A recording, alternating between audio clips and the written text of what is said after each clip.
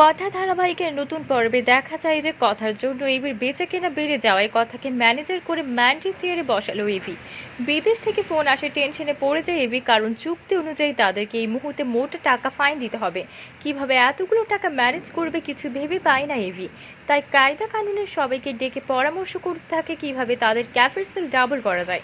AB ও সবার আলোচনা শুনে কথা জুনিকে বলছে, আমার জন্য পাচক মশাই রাতে এত বড় বিপদে পড়তে হলো, তাই আমাকেই একটা কিছু করতে হবে।